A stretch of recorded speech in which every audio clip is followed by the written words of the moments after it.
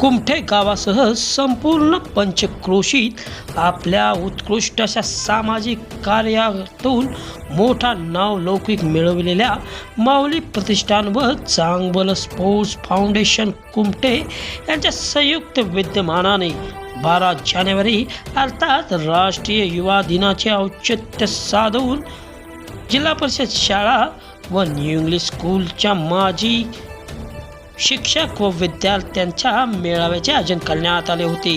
कुमठे गावचे ग्रामदैवत श्री ज्योतिबा मंदिराच्या प्रांगणात हजारो नागरिक व लहान चिमुकल्यांसह प्राध्यापक गणेश शिंदे, महाराष्ट्रातील प्रसिद्ध व्याख्याते यांच्या जीवन सुंदर आहे या विषयावर व्याख्यानाचेही आयोजन करण्यात आले होते।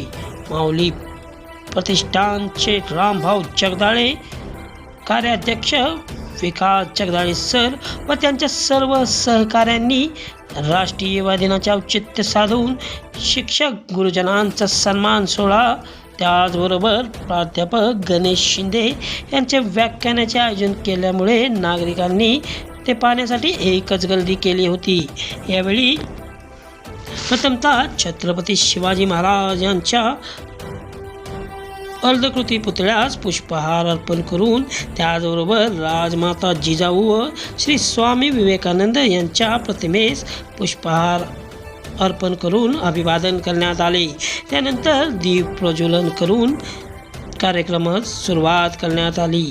यावेळी माजी शिक्षकांचा अनेक मान्यवरांच्या हस्ते शाल, श्रीफळ, पुष्पगुच्छ, ट्रॉफी देऊन सन्मान करण्यात आला। त्याचबरोबर कुमठे गावातील कोणी PI तर कोणी जिल्हाधिकारी तर कोणी उपजिल्हाधिकारी अशा विविध शासकीय पदांवर यशस्वीपणे काम करणाऱ्या तसेच प्रगतिशील शेतकरी, प्रतिष्ठित व्यापारी म्हणून नावलौकिक मिळवलेल्या कुमठे गावातील अनेक माजी विद्यार्थ्यांचा माऊली प्रतिष्ठान व चांगलं स्पोर्ट्स फाउंडेशन तर्फे सन्मान करण्यात आला। महाराष्ट्रातील प्रसिद्ध व्याख्याते प्राध्यापक गणेश शिंदे यांनी आपल्या व्याख्यान मालिकेत पाश्चिमात्य संस्कृतीने कसे माणसाला वेडे केले आहे, त्याचबरोबर लहान मुलांना जुन्या चालीरीती, रूढी, परंपरा देणे किती आवश्यक आहे, त्यांची मोबाईलची वेळ कमी करून खेळात त्यांची रुची कशी निर्माण करावी आदींबाबत सविस्तर मार्गदर्शन केले। त्यांच्या व्याख्यानाचे गावकऱ्यांनी मोठ्या आनंदाने ऐकून कौतुक केले। रामभाऊ जगदाळे व त्यांच्या सहकाऱ्यांनी गेल्या 9 वर्षात केलेल्या सामाजिक कार्याची गावकऱ्यांनी एकच स्तुती केली। रामभाऊ जगदाळे यांच्या माऊली प्रतिष्ठान व चांगलं स्पोर्ट्स फाउंडेशनच्या कामाला शुभेच्छा देण्यात आल्या। प्राध्यापक गणेश शिंदे व माजी शिक्षकांच्या वतीने संस्थापक अध्यक्ष रामभाऊ जगदाळे यांचा विशेष सन्मान करण्यात आला।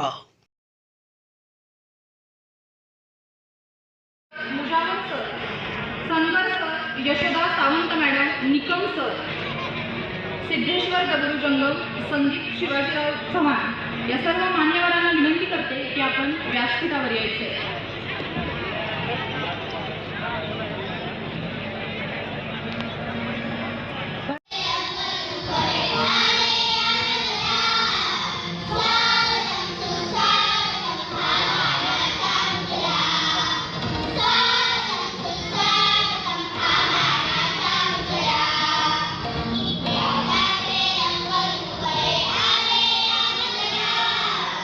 Yeah.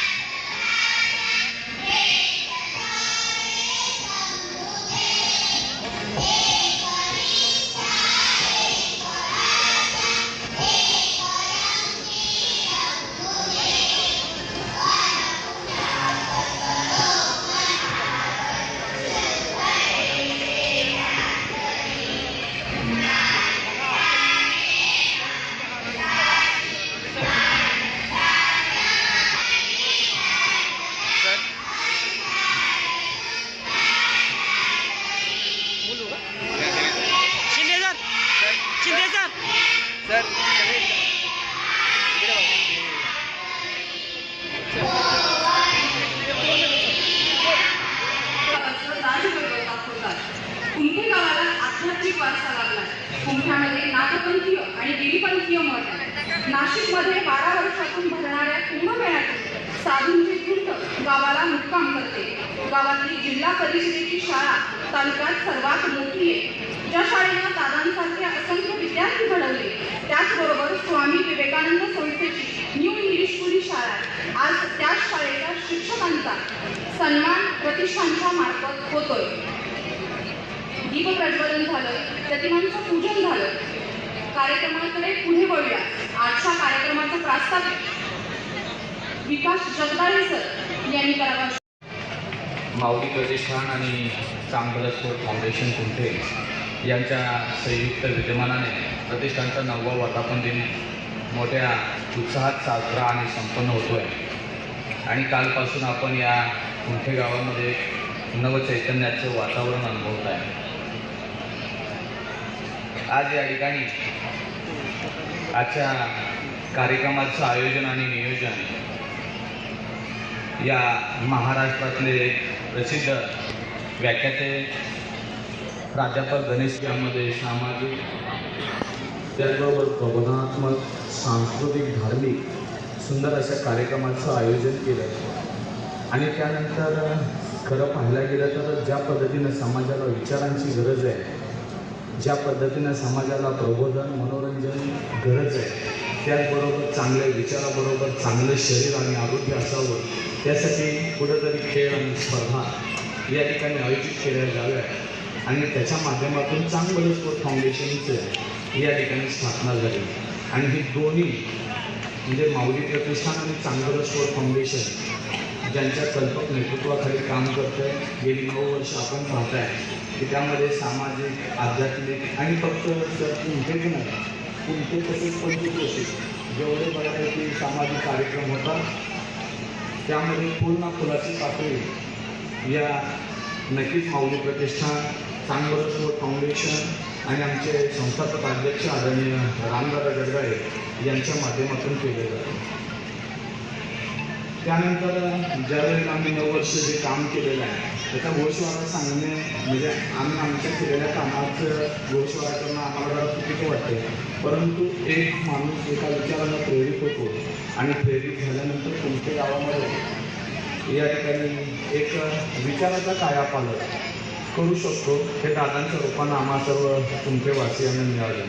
आणि त्यामध्ये 9वा वर्धापन दिन हा साजरा करायचा आणि साजरा करत असताना एक कार्यक्रम बाबा विचारांचा झाला पाहिजे, एक कार्यक्रम मनोरंजनाचा झाला पाहिजे.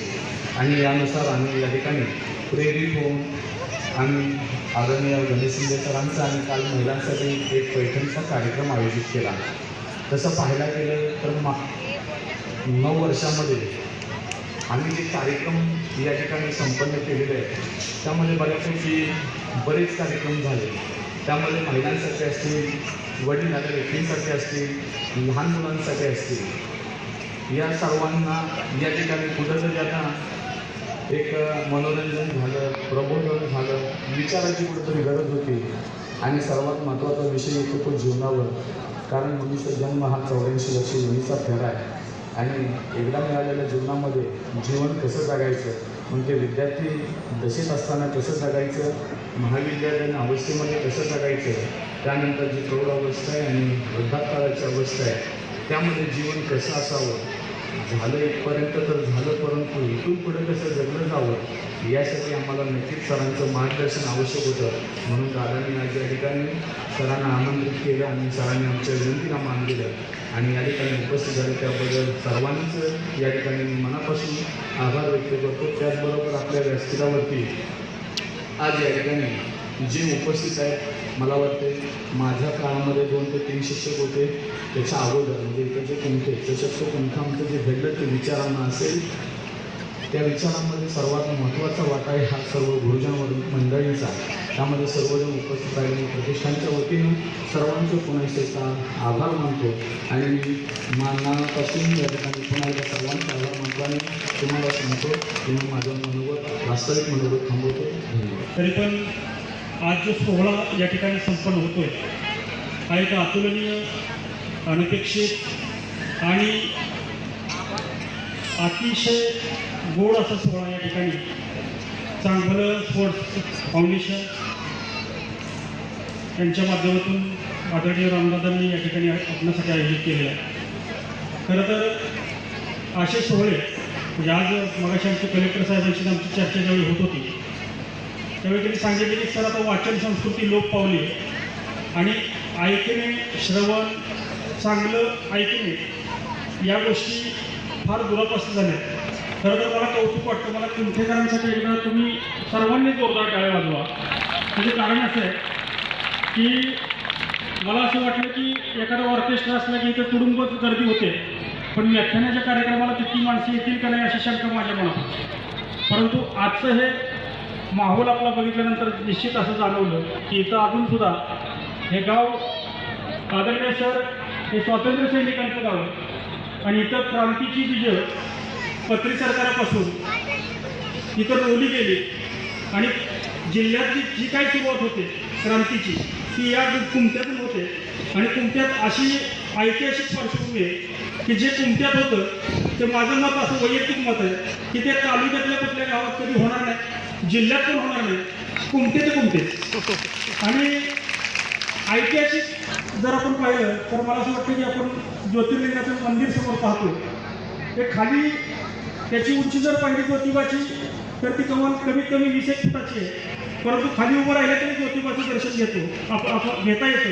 अशा प्रकारचं देवस्थान आहे. अशा ऐतिहासिक बऱ्याचशा गोष्टी इथं आहेत. आणि मी काय बोलणार, माझी शाळा, माझं गाव आणि माझं गाव निश्चितपणे कुमठं आणि कुमठ्याचा मला निश्चित अभिमान आहे. कारण कुमठ्यासारख्या गावात मी आज नोकरी करतो की ज्या गावामध्ये गेले 5-6 वर्षामध्ये अतुलनीय अशी एक वेगळी परंपरा आहे. सहकार्याची वृत्ती लोकांची आहे आणि त्या फाउंडेशनचं सुद्धा मला अतिशय सहकार्य असतं. या ठिकाणी मला ही बोलण्याची संधी दिली. खूप बोलण्यासारखं आहे, परंतु हा माहोलाचा बोलण्याचा नाही. त्यामुळे मला जी संधी दिली त्याबद्दल पुन्हा एकदा आपल्या सर्वांच्या या ठिकाणी आभार मानतो आणि थांबतो. धन्यवाद. त्या पिठाच्या गिरणीत ताळी निघालेले असे हे दादा आहेत. दादांसाठी जोरदार टाळ्या झाल्या पाहिजेत. आज जे काही सुरू आहे, कालपासून महिलांचा महोत्सव, आज प्राध्यापकांचे सन्मान सोहळे जे सुरू आहे ते सगळं फक्त आणि फक्त दादांमुळे साध्य होत आहे. दादांनी कोरोना काळातही अनेक कामं केली. माऊली प्रतिष्ठान 2015 साली स्थापन केले. आज सातत्याने 9 वर्ष अनेक कार्यक्रमातून दादांनी गावाला असंख्य अशी देणगी दिली म्हणावी लागेल. ज्योतिर्लिंग माणसांना दादा एक आदर्श आहे. दादांचा सन्मान प्राध्यापकांच्या माध्यमातून होतोय. गणेश शिंदे सर हा त्यांचा सन्मान करतात.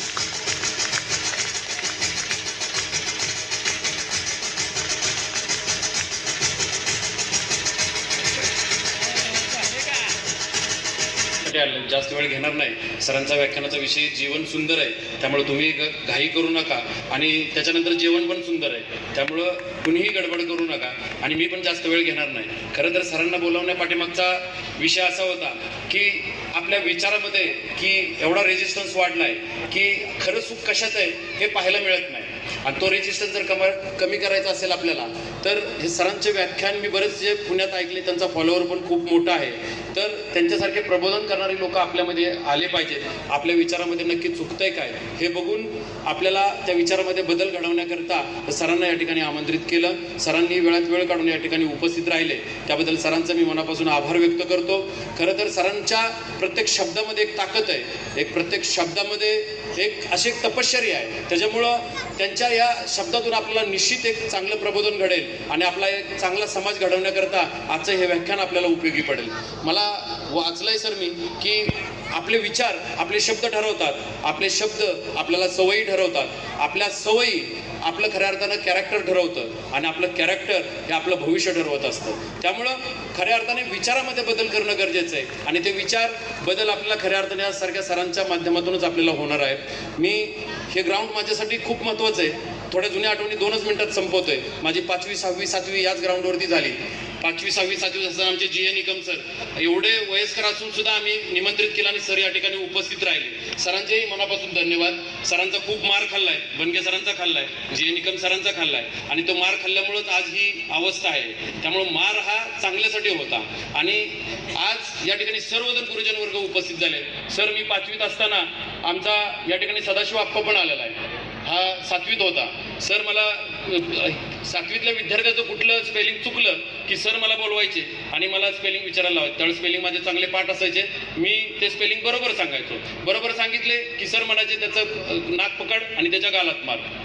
आता हे पैलवान लोक 7वीतले त्यावेळेस धिप्पाडचे धिप्पाड होते. आप्पा आमचा अतिशय प्रेमळ, पण त्याच्यात गालात मारताना माझा थरकाप व्हायचा की ह्याच्या गालात मारायचं कसं. पण सर म्हणायचे जर नाही मारलं तर मी तुझ्या 2 गालात मारणार. त्याच्यामुळं जबरदस्ती का होईना पण मारायचो मी त्या आप्पाच्या गालात. पण आप्पा बाहेर दुपारच्या जेवणाच्या सुट्टीत आला की मला म्हणायचा, मी आप्पाला तिथं जाऊन सांगतो आप्पा अरे काय चुकलं असेल तर जरा हे कर समजून घे. आप्पा मला मिठीत घ्यायचा म्हणायचा, अरे राम नाही लागत रे, काय तू मारतोस ते मला अजिबात लागतच नाही.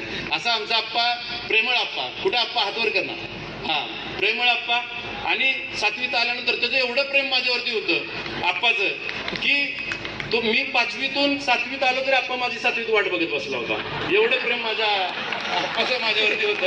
आप्पा मला म्हणायचा राम अरे मला शिक्षणाचं नाही होत. पण आज आपल्या समोर एवढा आदर्श आहे, त्यानं त्याचं कुटुंबाची उपजीविका असेल म्हणजे शिक्षण घेतल्यानंतर समाजात व्यक्ती चांगला होतो. पण त्यानं संस्कार त्याच्यावरती एवढे चांगले घडलेत आणि एवढा प्रेमळ आहे की त्यानं त्याची उपजीविका चांगल्या पद्धतीने सेट केली. त्याचं फायनान्शियल खूप चांगलं आहे, त्याचा व्यवसाय खूप चांगला आहे आणि चांगल्या पद्धतीने झाला. आज सन्मानित झाले म्हणून हे लोक सन्मानित तर आहेच, आदरणीय आहेतच, पण त्याबरोबर काही लोकांनी काय थोड्या मार्काने ते फेल झाले पण आपल्या जीवनात हारले नाही आणि ते जीवनाच्या परीक्षेत अतिशय उत्तमरित्या पास झाले. त्यामध्ये माझा एक आप्पा चांगलं उदाहरण आहे, समोर बसलेला समाधान आप्पा चांगलं उदाहरण आहे. आज ही त्यांच्या बॅचची सगळी मुलं आहेत, पण तरी पण समाधान आबानं पण चांगली शेती केली आणि चांगल्या शेतीच्या माध्यमातून तो उपजीविका करतोय.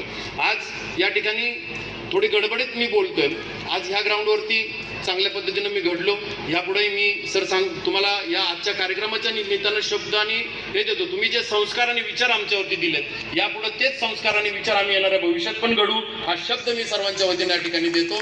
तसंच जाता जाता एवढंच सांगतो, आपल्या सर्वांच्या विचारानं सर्वांच्या सहकार्याने कुमठे गावाला एका विशिष्ट उंचीवरती नेऊन ठेवणार हा माझा आत्मविश्वास माझ्या मनामध्ये आणि भविष्य काळात मी तो ठेवणारच हा मी शब्द या ठिकाणी देतो. आणि सर्वांचे आलेल्या सर्व बाहेरगावून आलेल्या सर्व विद्यार्थी आजी माझे शिक्षक सर्वांचे मी मनापासून आभार व्यक्त करतो आणि या ठिकाणी थांबतो. जय हिंद, जय महाराष्ट्र. पासवर्ड सांगतो. पुण्यात आपले 2 फ्लॅट आहेत. काय बोलले काय असतील. शिवाजीराजांनी सांगितलं असेल, शंभूराजे आतापर्यंत तुम्ही जिंकणं बघितलं, आतापर्यंत तुम्ही यश बघितलं, आयुष्यातला संघर्ष सुद्धा जवळून बघा, चला आमच्या सोबत. घेऊन गेले. तिथं गेल्यानंतर औरंगजेबानं संभाजीराजांना एक हत्ती भेट म्हणून दिला आणि थोडीशी गंमत करावी म्हणून दिलेर खान म्हटला, शंभूराजे आप इतने छोटे हो और हाथी इतना बड़ा है. दिलेर खान म्हणतो, शंभूराजे आप इतने छोटे हो, हाथी इतना बड़ा है, इस हाथी को आप महाराष्ट्र में कैसे ले जाओगे. एवढासा संभाजी राजा दिलेर खानाच्या डोळ्यात डोळे घालून सांगतो, ये तो जानवर है, बैठ कर जाएंगे, नहीं आया तो खींच कर ले जाएंगे, लेकिन हमारे आबा साहब ने जो आपको किले दिए हैं वो तो अभी महाराष्ट्र में है, उन्हें आप आगरा कैसे ले आओगे. एवढासा संभाजी राजा, पण संभाजी राजांना माहित होतं आता 10 दिलेत, घेऊ परत एक एक. शिवाजी राजांनी परत एक एक किल्ला घेतला आणि स्वराज्य निर्माण केलं. आयुष्यात कमबॅक काय असतो ना, ते शिवाजी राजांकडनं शिकावं. संकट येत राहतात. कुणाच्या आयुष्यात संकट नाहीत मला सांगा. प्रभू रामचंद्रांच्या वाट्याला संकट आली नाही. उद्या गादीवरती बसायचं होतं, उद्या राज्याभिषेक, प्रभू रामचंद्र अयोध्येचे राजे होणार आणि आदल्या दिवशी वडिलांनी सांगितलं भरताला गादी आणि रामाला वनवास. काय अवस्था झाली असेल मनाची. स्वीकारलं, 14 वर्ष वनवास भोगला आणि आले पुन्हा रामराज्य. भगवान श्रीकृष्णाच्या वाट्याला कमी दुःख आली का. आपल्या वाट्याला तर जन्माला आल्यावर दुःख येतं. भगवान श्रीकृष्ण असं कॅरेक्टर आहे, जन्माला येण्याच्या आधीपासून संकट सुरू होती. लोक वाट बघत होती कधी जन्माला येतोय आणि कधी आपण त्याला मारतो. जन्माला आला, भगवान श्रीकृष्णांना उचललं वडिलांनी आणि दुसऱ्याच्या घरी नेऊन ठेवलं. आईच्या अंगावर दूधही पिता आलं नाही. तिथे गोकुळामध्ये मित्रपरिवार मिळाला, गोकुळ सोडावं लागलं. वृंदावनात गेले, वृंदावनात राधा भेटली, वृंदावन सोडलं. मथुरेमध्ये गेले, मथुरा सोडली, द्वारका उभी केली. मथुरा सोडून जेव्हा द्वारकेत गेले, मथुरेतली लोक म्हटली रणछोडदास आहे, रणांगण सोडून पळून गेला, आम्हाला इथे एकट्याला सोडलं. किती अवहेलना, किती अपमान. आणि स्वतःच्या हातानं उभी केलेली द्वारका अशी डोळ्या देखत बुडताना बघितली. कृष्णाला तुम्ही कधी रडताना बघितलंय का? महाराजांच्या कीर्तनात भागवत मध्ये महाराजांनी सांगितलंय का द्वारका बुडाली, कृष्ण रडत बसला. एवढी सगळी दुःख, एवढी सगळी संकट, पण कृष्ण हसतो, कृष्ण नाचतो, कृष्ण गातो, कृष्ण जगण्याचा उत्सव करतो. आपल्याला आपल्या आपल्या जगण्याचा उत्सव करता आला पाहिजे. संकटाला जर असं वाटलं, संकटाला सुद्धा वाटलं पाहिजे कुठून याच्या नादाला लागलो कोणाच. आपण आपल्या जगण्याचा उत्सव करायचा. संकट सगळ्यांच्या वाट्याला, कधी छाती काढून उभं राहायचं तर कधी 2 पावलं माघार घ्यायची. तारतम्य ठेवून आपल्याला आपलं आयुष्य जगता आलं पाहिजे. जगणं खूप सुंदर आहे, जीवन खूप सुंदर आहे, पण आम्ही नको नको त्या गोष्टींसाठी आत्महत्यांचा मार्ग स्वीकारतो आणि मग आयुष्य संपून घेतो. मला वाटतं आयुष्याकडे बघण्याचा दृष्टिकोन आम्हाला बदलावा लागेल. आणि म्हणून मला इथं बसलेल्या आज सगळ्या शिक्षकांचा सन्मान झाला. इथं अनेक शिक्षक आहेत, इथं अनेक पालक आहेत. आपल्या सगळ्यांची सामूहिक जबाबदारी आहे की येणाऱ्या पिढींचं जगणं किमान सुंदर असावं, आपलं जगणं सुंदर असावं. याच्यासाठी आम्हाला नेमका काय विचार करायचा, येणाऱ्या पिढीसाठी आम्हाला काय आदर्श निर्माण करायचे हे आमचं आम्हाला ठरवावं लागेल. आणि मगाशी जसं म्हटलं ते मी पुन्हा सांगेल, आदर्श हे आपल्याला सांगण्यातून नाही, आम्हाला आमच्या वागण्यातून निर्माण करावे लागतील. ते म्हणजे संत ज्ञानेश्वर महाराज. किती संकट, किती दुःख, किती यातना. भिक्षा मागायला गेले तर लोकांनी भिक्षा दिली नाही, झोळीमध्ये दगड माती ओतले. इंद्रायणीमध्ये आंघोळीला गेले तर लोकांनी स्नान करू दिलं नाही, लोक दगड धोंडे घेऊन मागे लागली. मांडे भाजायला खापर मागितलं तर लोकांनी खापर दिलं नाही. आणि ज्या वेळेस ज्ञानोबांना भगवंताकडे काही मागायची वेळ आली तर काय म्हटले हो ज्ञानोबा? ज्ञानोबा म्हटले का, जे खल आहेत ते मरो. माऊली म्हणू शकले असते की नाही महाराज, जे खल आहेत ते मरो. ज्ञानोबा म्हटले, जे खळांची व्यंकटी सांडो. त्यांच्यातली वाईट बुद्धी आहे ना देवा, तेवढी फक्त सांडू दे. आणि हो, जो जे वांछील तो तेला हो प्राणी जात. देवा, ज्याला ज्याला जे जे हवंय ना ते मिळू दे. पण तुम्ही म्हणाल हे तर भारी काम आहे माऊलींचं, जाता जाता ह्याची गाडी मला मिळू दे, त्याचा बंगला मला मिळू दे, असं आहे का? जो जे वांछील तो तेला हो प्राणी जात. पण त्याच्या आधी मेक मारून ठेवली माऊलींनी. काय मेक मारली आहे? दुरितांचे तिमिर जाओ, विश्व स्वधर्म सूर्य पाहो, आणि मग जो जे वांछील तो तेला हो प्राणी जात. पहिल्यांदा तुमच्यातली वाईट बुद्धी, अज्ञान, अंधकार दूर होऊ दे, त्याच्यासाठी विश्वरूपी सूर्याचा उदय होऊ दे, आणि मग ज्याला ज्याला जे जे हवे ते मिळू दे. आपल्या दुःखाला सगळ्यात जास्त कारणीभूत जर काय असेल ना तर ते अज्ञान आहे. आणि म्हणून अज्ञान दूर करण्यासाठी ज्ञानाचा मार्ग आपल्याला आपल्या लेकरांना दाखवता येईल का? आज मी इथं पाहिलं, रामदादाचे सगळे क्लासमेट सगळेजण जेव्हा आले ना तेव्हा पटापट सरांच्या पाया पडत होते. सर ओळखलं का? सर मी इथे राहत होते, तुम्ही मला हे विषय शिकवायला होता. तुम्ही सगळी माणसं फार नशीबवान आहात की ज्यांनी शिक्षणासारख्या पवित्र क्षेत्रात आयुष्य समर्पित केलं. हे कुणाच्याच वाट्याला नाही सर हे भाग्य. अहो हे प्रांत साहेब आहेत, PI साहेब आहेत, तिकडे ते लाल दिव्याच्या गाडीत फिरतील, पण तुम्हाला बघितल्याबरोबर पायाला हात लावणार. सर तुम्ही मला शिकवायला होता. कुणाच्या वाट्याला आहे हे? आणि मला वाटतं हे ज्ञान लोकांसमोर खुलं करून देण्याची जबाबदारी, आणि त्यासाठी योग्य वेळी बंड जर कोणी पुकारला असेल ना तर ते ज्ञानोबा यांनी पुकारलं. आदिनाथ गुरु सकळ सिद्धांचा मच्छिंद्र दयाचा मुख्य शिष्य मच्छिंद्राने बोध गोरक्षासी केला गोरक्ष वळला गैनी प्रते गैनी प्रसादे निवृत्ती दातार ज्ञान देवे सार तोचे. गुरु आणि शिष्य, एक गुरु एक शिष्य अशी परंपरा होती. ज्ञानाला संस्कृत भाषेची मर्यादा होती, पण या सगळ्या मर्यादा ज्ञानोबारायांनी झुगारून दिल्या, बंड पुकारलं आणि सर्वसामान्य माणसासाठी शिक्षणाची दारं खुली करून दिली. काय ज्ञानोबारायांचं धाडस आहे हो, काय तुकोबारायांचं धाडस आहे. वेदांचा तो अर्थ अंबासीचं ढावा येरांनी वाहावा भार माथा. तुम्ही काय वेद सांगता आम्हाला, वेद माझ्या घरी पाणी भरतात असा सवाल. काय धाडस दाखवलं तुकोबारायांनी, आणि तुमच्या माझ्यासाठी हे सगळं खुलं करून दिलं. तुम्ही नशिबात आज इथे तुम्ही बसलेले आहात. आज संध्याकाळी, आज रात्री 9-10 वाजता तुम्ही इथं बसलेले आहात. सावित्रीमाई जर शिकल्या नसत्या आणि पोरींसाठी जर मुलींसाठी जर त्यांनी शिक्षणाची कवाडं खुली करून दिली नसती तर आज धाडस होतं आपलं इथे यायचं. अरे कर्मवीर भाऊराव पाटील धोतर घातलं, आमचे महात्मा गांधी पंचा नुसता असा खांद्यावरती टाकला, झोकून दिलं समाजासाठी. मला वाटतं या शिक्षणाचा उपयोग केवळ आणि केवळ उदरनिर्वाह नाहीये. आपल्या डोक्यात एकच आहे, 10वीला एवढे मार्क पडले पाहिजेत, 12वीला एवढे मार्क पडले पाहिजेत, अमुक अमुक एक्झाम दिली पाहिजे, ती एक्झाम क्रॅक करायची, अमुक अमुक कॉलेजला नंबर लागला, एवढं एवढं पॅकेज, लग्न, 2 पोरं, स्विच ऑफ. शिक्षण म्हणजे केवळ उदरनिर्वाह नाही.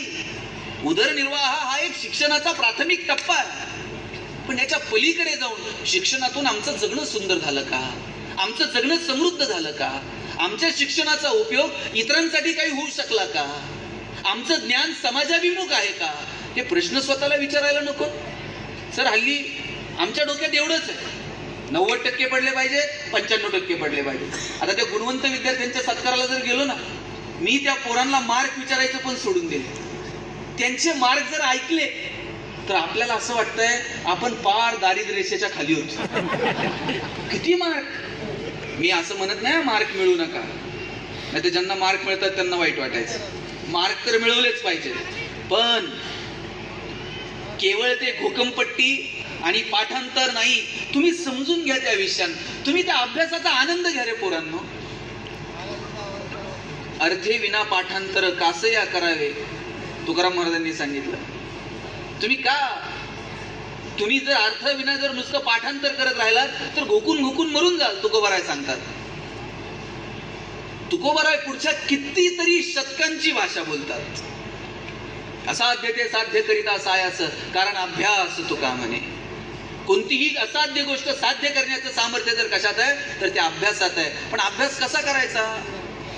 परीक्षा जवळ आल्या का रात्र रात्र जागायचं, मग पहाटे उठायचं, मग सरांच्या मागे लागायचं. सर जरा IMP क्वेश्चन सांगता का, आणि मग मागच्या 10 वर्षांच्या प्रश्नपत्रिका चाळायच्या, कोणते क्वेश्चन सातत्यानं रिपीट झाले ते बघायचं. सगळी मार्कांची बेरीज वजाबाकी करायची आणि मग अभ्यास करायचा. मग इतिहास मार्कांसाठी, भूगोल मार्कांसाठी शिवाजी महाराज 4 मार्काला, संभाजीराजे 5 मार्काला, तुकाराम महाराजांचा अभंग अवघड आहे, ऑप्शनला टाकू म्हणले. परवा तर 10वीतला एक पोरगा मला विचारत होता, सर या वर्षी मराठीच्या पेपरला ज्ञानदेव पडणार आहेत का तुकाराम पडणार आहेत. मी म्हटलं हे पडतील कसे ज्यांनी महाराष्ट्र उभा केला. सर असं मार्कांच्या पलीकडे जाऊ, मजा घ्या ना. अरे इतिहासाची एनर्जी जी नको त्या ठिकाणी युटिलाइज होते ती किमान मैदानावरती खर्च होईल. साहेब पोरं मैदानावर जात नाहीत, खेळत नाहीत, गेली तरी हातात मोबाईल घेऊन जाते, तिथं बाकडावर बसून गेम खेळते. जंगली रमी पे आओ ना महाराज. 10-5 लाखाला बापाला गंडा घालताय, मग बापाला कळताय आम्ही कुठे घेऊन चाललोय. आम्ही जर खेळायला गेलो ना, आई काठी घेऊन पळत यायची, चला रे बाद झालं खेळायचं, चला आता अभ्यासाला बसा. आता आईला काठी घेऊन पोराच्या मागं फिरावं लागतंय. ए बाबा ठेव ना मोबाईल, चल मैदानावर, 4 उड्या मी मारते, तू 2 तर मार. पोरांनी खेळलं पाहिजे, मैदानावर गेलं पाहिजे, चांगली पुस्तकं वाचली पाहिजेत, चांगल्या चित्रपटांना गेलं पाहिजे, चांगली गाणी ऐकली पाहिजेत, चांगली भाषणं ऐकली पाहिजेत, चांगल्या कीर्तन प्रवचनांना गेलं पाहिजे, चांगल्या वेब सिरीज बघितल्या पाहिजेत. मला कौतुक वाटलं, तुमच्या गावाचं खरंच अभिनंदन करतो सर. जसं तुम्ही मागाशी भाषणात बोललात ना आमच्या गावासारखं, मला आवडलं. लहान लहान पोरं आहेत पण शांत ऐकतायत, तुम्ही ऐकण्याचे कान त्यांचे तयार केलेत, याच्याबद्दल पालकांचं मनापासून कौतुक करतो. माझे आजोबा आम्हाला कीर्तनाला घेऊन जायचे आणि कीर्तनाला गेलं ना तिथं जाऊन झोपायचं नाही. घरी आल्यावर विचारायचे महाराजांनी कोणता अभंग घेतला होता, आपण ते आठवायचा प्रयत्न करायचा. एखादा दृष्टांत आठवतोय का, एखादं प्रमाण आठवतोय का, किमान तो विचार, तो संस्कार तरी आमच्यापर्यंत आला. मला वाटतं हे पोरांना देता येईल का, याच्यासाठी प्रयत्न करा. आणि पोरांनो, शिक्षणाचा आनंद घ्या, जगण्याची मजा घ्या. हे शाळा कॉलेज मधले दिवस आहेत ना, तुम्हाला परत कधीच मिळणार नाहीत. आणि केवळ मार्कांसाठी शिकू नका. मार्क तर मिळवाच, पण त्या विषयांचा, त्या सिलेबसच्या पलीकडचं जग बघण्याचा आनंद तुम्ही शाळा महाविद्यालयातल्या आयुष्यामध्ये घेतला पाहिजे. आता आमच्या डोक्यात काय माहितीये का, खूप मार्क पडले का सायन्सला जायचं, थोडेसे कमी पडले का कॉमर्सला जायचं, आणि सायन्सलाही नंबर लागला नाही आणि कॉमर्सलाही लागला नाही, मग ठरवून घेतलंय आपण आर्ट्स मध्ये सुद्धा करिअरच्या संधी आहेत, कॉमर्स मध्ये पण करिअरच्या संधी आहेत. तुम्ही शाळेच्या गेटवर सर उभं राहा आणि पोरग येताना बघा कळतंय कोणत्या साईडला. इन बिन करून चष्मा बिष्मा लावून आलं का समजायचं, असं पावलं मोजत हिशोब करत आलं का समजायचं, आणि असं वही बी फिरवीत शिट्टी मारत आलं, शब्बास, आपण ठरवून घेतलेलं असतं. आणि पोरांची गुणवत्ता कशी मोजायची माहितीये, केवळ त्यांच्या गुणपत्रिकेला आलेली गुणांची सूज, त्याच्यावरनं गुणवत्ता ठरते. मग गुणवंत विद्यार्थ्यांचे सत्कार होतात. एका सत्कार समारंभात दोघं नवरा बायको आई वडील असे खाली माना घालून बसले होते, एकदम टेन्शन मध्ये. म्हटलं काय झालं, ते म्हटले काय पोरांना पार मथुरा पाण्यात घातली. म्हटलं किती मार्क पडले, म्हटले सांगायचं पुरते सुद्धा नाही. म्हटलं काहीतरी आकडा असेल, म्हटले काहीतरी 89 पॉइंट समथिंग काहीतरी आहे. आता त्या मुलाला 89% मार्क मिळाले याचा आनंद पालकांना नाही, पण त्याला 90 मिळू शकले नाहीत याचं मात्र दुःख होत. मग मी दोघा नवरा बायकोला विचारलं, तुम्हाला 10वीत किती होते. दोघांच्या मार्काची बेरीज केली तरी 90 होत नव्हती. आप्पा तुम्ही टेन्शन नाही घ्यायचं, 5वीचं काय 7वी. आज आम्ही नेमकं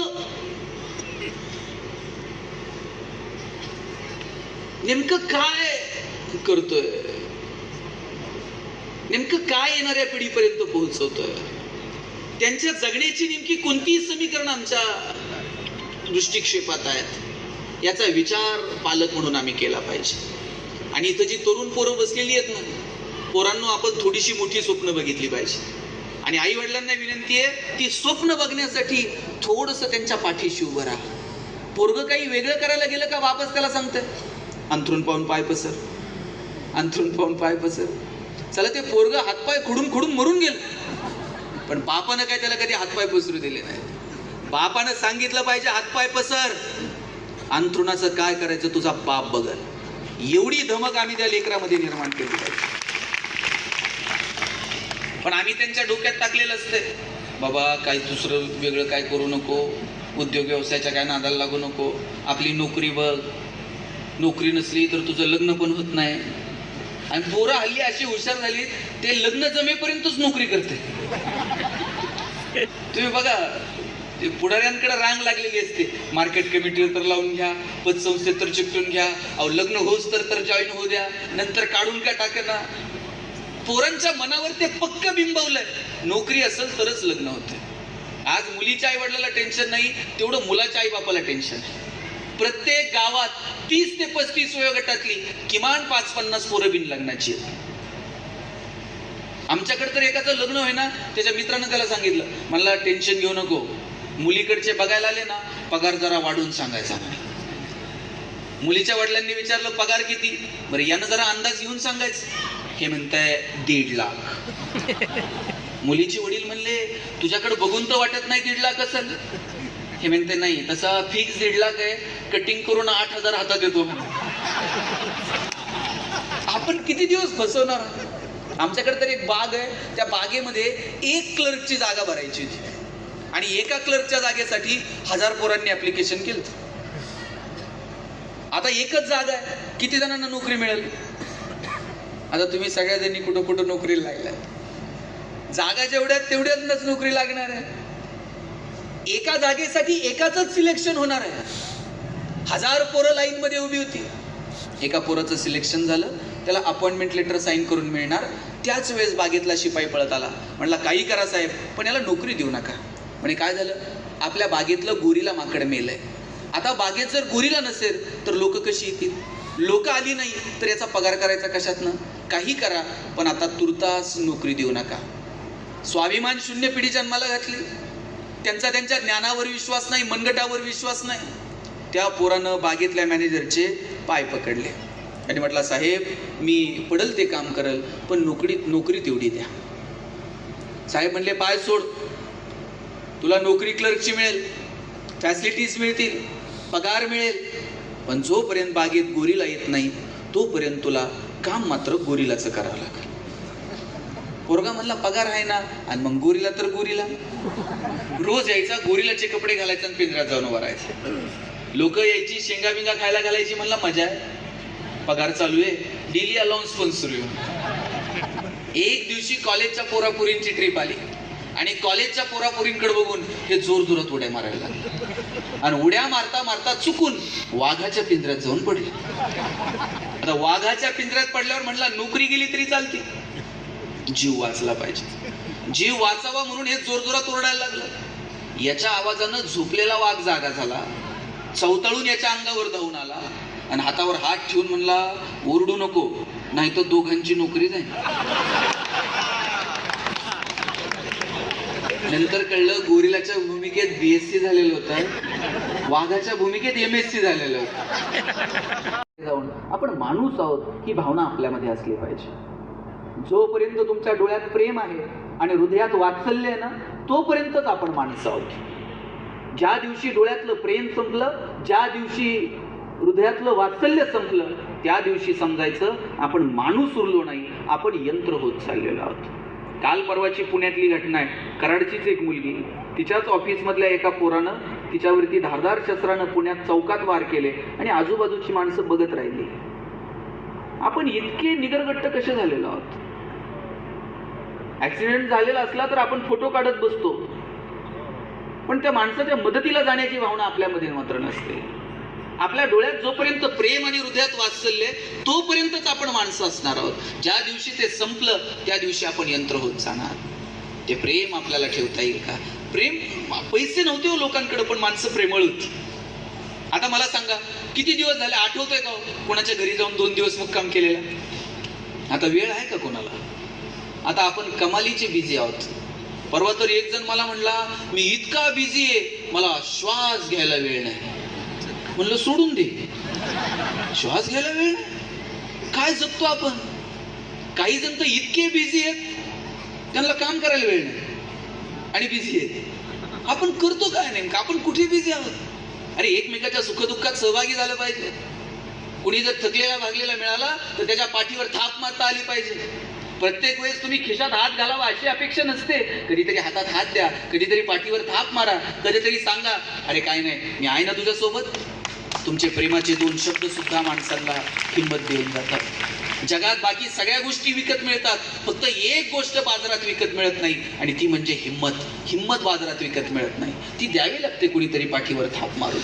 ती आपल्याला कोणाला तरी देता येईल का याच्यासाठी प्रयत्न करा. आमच्या वडिलांची आत्या यायची आमच्याकडे मुक्कामी आणि आत्या जर आली ना सगळं घर रात्रभर गप्पा मारत बसायचं. आत्या जर 2 दिवस थांबली आणि 3ऱ्या दिवशी जायला निघाली ना सगळं घर तिला एसटीला वाटे लावायला जायचं. आत्या नुसती एसटीत बसली आणि आत्यानं तिकडून हात केला ना खिडकीतनं येते, आत्यानं येते म्हणायला उशीर हो, सोडवायला आलेल्या लोकांचे डोळे पाणावत होते. एवढी माणसं भावनिक होती. आता लोक अंत्यविधीला जातात, तिकडं प्रेत जळत असतं आणि इकडं लोक मोबाईलमध्ये खेळत असतात. कधी उरकतोय कोणाच ठाऊक. कुठे गेल्या भावना? कुठे हरून गेलं सगळं प्रेम? ते प्रेम आमच्यामध्ये जिवंत आहे का? नाती गोती, आई वडील, बहीण भाऊ, मामा काका मावशी मित्र, काय काय सुंदर नाती हो. आपल्याकडे म्हण होती आई मरो आणि मावशी उरो. मावशीचं प्रेम होतं तेवढं भाच्यावर. पोरं बापाकडे हट्ट करत नव्हती तेवढं चुलत्याकडे करायची. बापाला म्हणायला जरा घाबरायची, मग चुलत्याला म्हणायचं, नाना जरा ते आणताल का, काका मला ते घेऊन देताल का, आणि चुलत्यानं पुतण्याचे हट्ट पुरवायचे. मजा होती हो नात्यांमध्ये. आता हे प्रेम कुठे हरून गेलं? आता ही शेवटची पिढी आहे ज्यांच्याकडे मावशीन काका शिल्लक आहे. आता एकच मुलगा आणि एकच मुलगी, त्यांना आहे का मावशीन काका? नंतर आता त्यांना मावशी मिळणार नाही आणि काका मिळणार नाही. एक मुलगा एक मुलगी गरज आहे समजा काळाची, पण आता मावशी काका नाही. ज्यांच्याकडे आहेत त्यांनी त्यांना जपा, बोला, सुखदुःखात सहभागी व्हा. आई वडील काय मजा ना. लेकुराचे हित वाहे माऊलीचे चित्त, ऐसी कळवळ्याची जाती करी लाभावी न प्रीती. कोणत्याही लाभाची अपेक्षा न करता तुमच्यावर ओतप्रोत प्रेम करणारे या जगात जर कोण असेल तर तुमची आई आणि तुमचे वडील आहेत. तुमच्या यशामध्ये खरा आनंद वाटणारी मोजकी माणसं आजूबाजूला आहेत, त्यात एक तुमची आई आहे आणि तुमचे वडील आहेत. साहेब, तुम्ही छोटं 1 BHK फ्लॅट घ्या. बाप असा चौकात बसला ना, कौतुकानं सांगतो, आम्ही सपरात राहिलो पण पोरानं काल घर बांधलं. तुम्ही एक 2 व्हीलर घ्या. बाप त्यांच्या मित्रांना चौकात बसल्यावर सांगताय, मी सायकलवर फिरलो, पोरानं काल 2 चाकी गाडी घेतली. तुमच्या यशाचा आनंद जर कुणाला आहे ना, पोरींना तुमच्या आईला आणि तुमच्या बापाला आनंद आहे. बाप असं चौकात बसल्या सांगणार, पोरीनं अभ्यास केला, मंत्रालयात लागली पोरगी, काय कौतुक असते बापाला. आणि तुम्ही किती मोठी गाडी घ्या आणि सगळ्या गावात पेढे वाटा साहेब, त्यातले 4 जण तर म्हणते ना हप्ते भरा, नाही तर ते फायनान्सवाले घेऊन जाते. खरा आनंद असणारी किती लोक आहेत आजूबाजूला? फार मोजकी लोक आहेत. त्यात एक तुमची आई आहे आणि तुमचे वडील आहेत, त्यांना जपा. माझी सगळ्या तरुण पोरांना विनंती आहे, तुमच्या यशाची कोणती व्याख्या आहे तुमच्याकडे मला माहित नाही, पण ज्या दिवशी तुमच्या आई वडिलांना तुमचा हेवा वाटेल ना, तुम्ही समजावं आपण यशस्वी झालो आपल्या आयुष्यामध्ये. इथं अनेक महिला बसलेल्या आहेत. तुमचं माहेर कुठपर्यंत? जोपर्यंत माहेरात आई वडील आहेत तो. तुम्ही असं माहेरी जा, आईला सांगा आदल्या दिवशी, हे आई उद्या येते बरं का. ती रात्रभर तर झोपतच नाही उद्या तुम्ही येणार म्हणल्यावर. बाई निघाली का, बाई एसटीत बसली का, आणि जागा मिळाली का, आणि नीट जागा आहे का, पार तुम्ही उतरेपर्यंत ती बोलत राहणार. उतरली का, बरं घ्यायला आलाय. तुम्ही उमऱ्यात जायला उशीर, म्हातारी पटकन उमऱ्यापाशी पळत येते.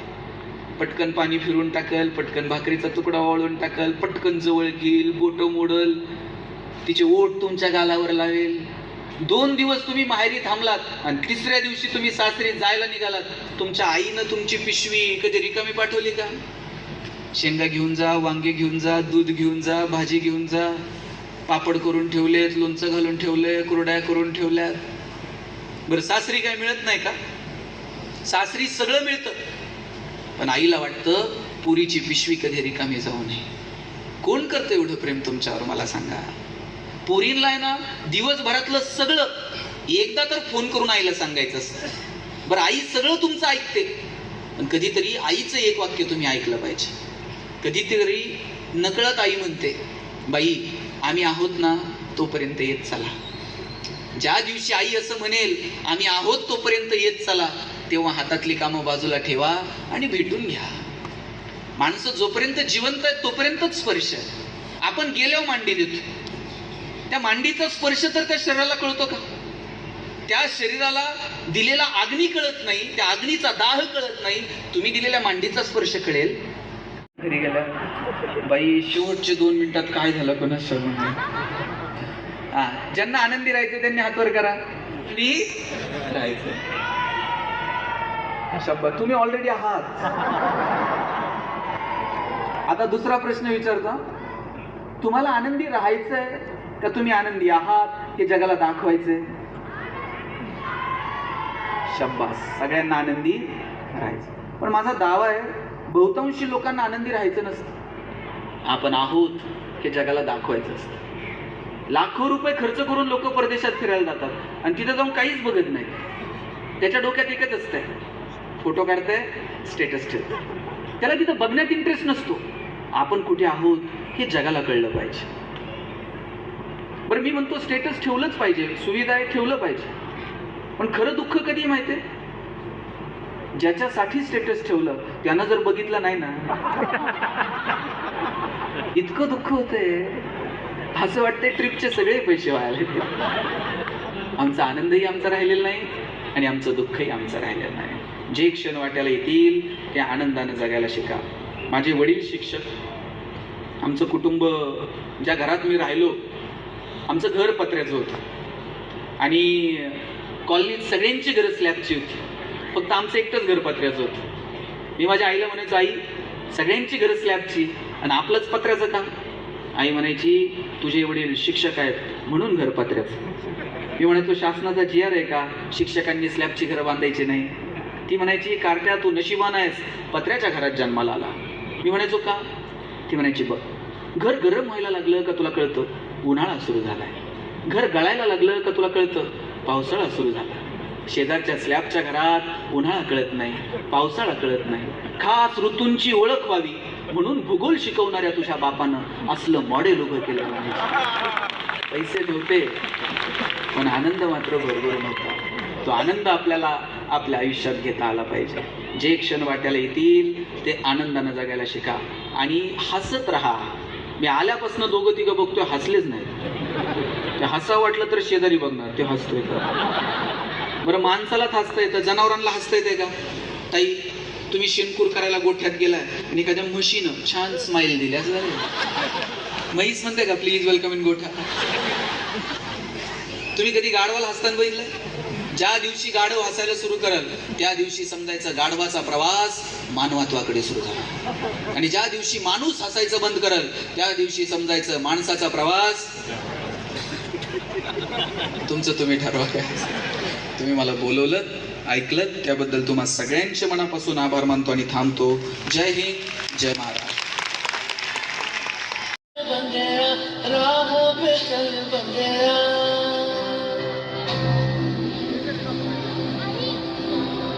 रुक जा रे बंदया, ये रात जरा सी है, बात समझ बंदया, कुछ देर ही बाकी है. रख यकीन आँखों से बादल, आज हट जाएगा, चांद तेरी आँखों में बंदया चल के त्यांच्या टीमने केल्याबद्दल मी तुम्हा सर्वांना कळकळीची विनंती करतो. माझे शिक्षक वर्ग, गुरुजन यांच्यासाठी तसंच गणेश शिंदे सर यांच्यासाठी जोरदार टाळ्या वाजवा.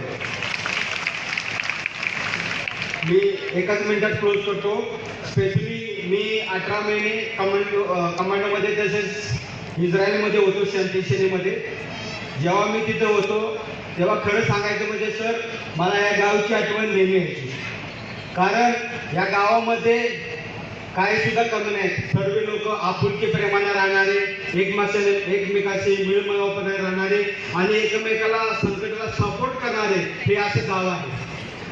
तेव्हा मी शेतकरी, माझ्या गावातील सर्व शेतकरी राजांना कोटी कोटी प्रणाम करतो आणि असाच उत्कृष्ट कार्यक्रम नेहमी राबवात अशी मी पूर्ण टीमला विनंती करतो. तसंच माझे गुरुजन वर्ग, Barke sir, Sangar sir, Mujawar sir, Kumbhar sir, Dagal sir, specially Ganesh Shinde sir, Bange sir, Pawashe sir, Salunke sir आणि तो उपस्थित प्राथमिक शाळेतले शिक्षक वर्ग, हायस्कूल शाळेतले शिक्षक वर्ग यांचं मी मनपूर्वक आभार मानतो.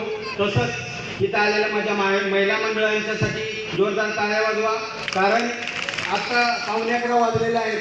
किती उत्कृष्ट असा प्रतिसाद आहे आणि हा असा प्रतिसाद आमचा सर्व रामदादाला आहे, तसंच पूर्ण गावाचा आहे आणि असाच आपला विकास हा गावचा नेहमी झाला पाहिजे.